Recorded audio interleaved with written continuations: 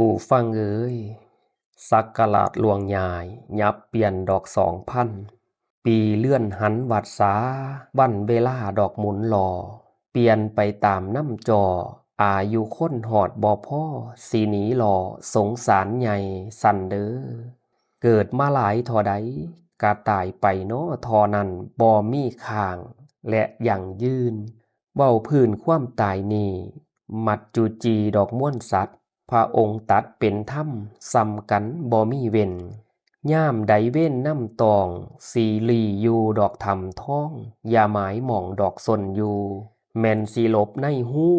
หมุดลงอยู่ไต่น้ำกะตามเจ้าดอกดังเงาคนเฮานี่อย่าประมาทว่าสิเด็กหรือเฒ่าว่าเจ้าของเป็นหนุ่มสาววัยเย้าน้อยอายุอ่อนหลายเด้อบุญบ่ทำกำย่อนความห่อนสิอยู่คิงมั่วประวิ่งเวลาไว้ว่าเจ้าของบ่ทันตายบ่แม่นไว้ดอกเฒ่าแก่ให้ทำบุญเอาไว้แน่สร้างเฮือนแพร่ข้ามแม่น้ำไผวัดตะจำเพิงสำเภาพุ่นแล้วเพิ่นว่าคนเฮานี่อำนาจมีลื่นล้นกะตามแล้วบรรดาศักดิ์ขับฟ้ามรณาแล้วกะบ่เห็นตายเป็นผีบ่ฮอนมีไผเฝ้าเว้านำดอกเป็นหมู่เพิ่นนอนอยู่กูจูอยู่กะโหลงน้อยๆคนปล่อยกะบ่สนนอนให้ซุ่มนอนหม่นมาเป็นตาหลูโตนมองส้นไม้สี่เหลี่ยมพ่อแม่เอ้ยนอนเป็นหมู่ขี้เกียมแซวเล่นอยู่อย่างคืนสันบ่แต่เป็นคนกะรวยล้นรวยลื่นมีเงินหมื่นมีเงินแสนบ่ขาดแคลนอีหยังเงินสตางค์บ่อืดใส่ย่ามตายไปนอนหน้าบึ้งสลึงเดียวเขาใส่ปากอยากปันใดก็เอาไปบ่ได้เบิดเกลี้ยงคู่สุอันแม่นบ่น้อแม่นบ่บ้านซักใหญ่หลังนั้นบีม่านหมดปวดเจาะสอยใส่ข้อนาฬิกาบารมีเพิ่นว่าเทตายหายเพ่พังมางแนวหยังสิ้นสร้างหดหูรถยนต์คันสวยหรูเป็นข้างผู้หั่งไก่น้อยสายสอยดอกใสหมาพุ่นแล้วย่ามสมบูรณ์แข็งแรงกาสาลีละเคยมันแกนเท่าแล้วเหือดแห้งแรงแห้งซ้ำดอกโศกเซยางผัดเป๋เป็นซาอันกำลังบังชาลาลงดอกโลดลันสันเดอแขวเศร้าใส่ยาสีฟันเลยบ่มันลอนซ้ำค่ำเบาดอกฟาวล่มหนังนุ่มตึงเต็งเต่าตาเคยใสแววว้าวคุณขาวนามเข้ามาเบิ่งตีหน้าเคยสวยเบิดล่าค่าข้างหอยค่าแขวงำกล้วยบ่ำเข้าใส่กันพ่อแม่เอ้ยกายเคยตรงเทียงมันสื่อสั้นป่านใหม่ดูแต่กี่นะเท่ามาง้อโคดคู่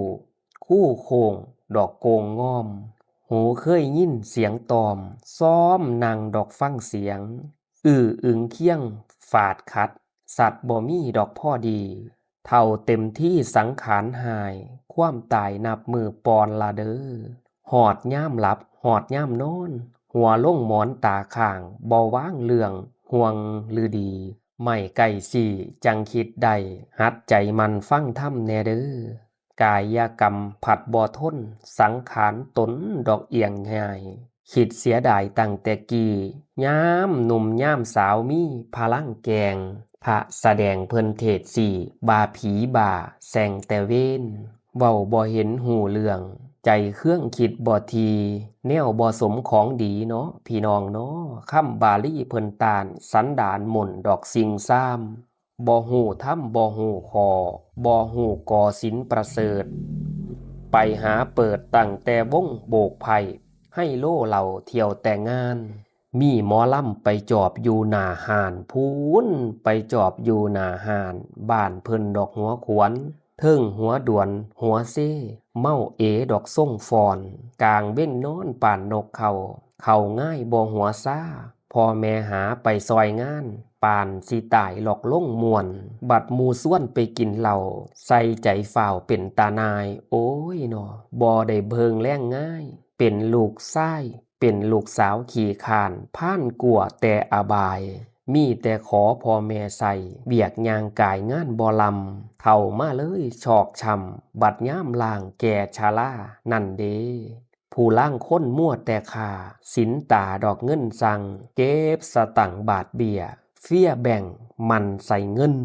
ย่ามศรัทธาเพิ่นเอินเตือนเปล่าไปทำบุญ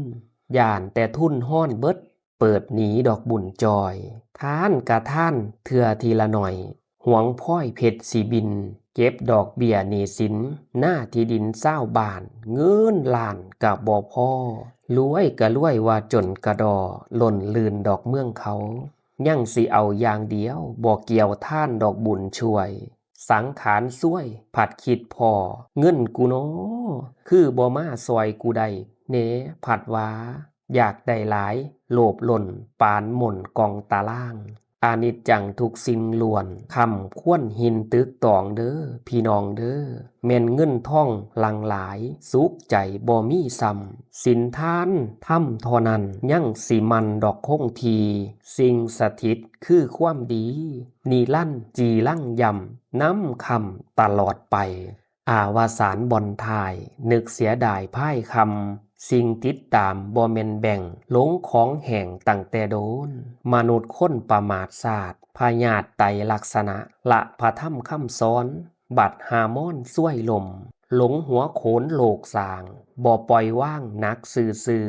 เท่าแล้วมาทำทรงคือจือบ่น้อผู้เฒ่าแห้งเจ้าส่วนสิลงปงแน่เด้อโลกกี่กลัวแน่เด้อบุญบ่ลำเฮ็ดแน่เด้อคุณธรรมกรรมดีตามอยู่สนบัดพ่ายหน้าสิได้เพิงผ้าสันแล้วพ่อแม่เอ๋ยผู้ฟังเอ๋ย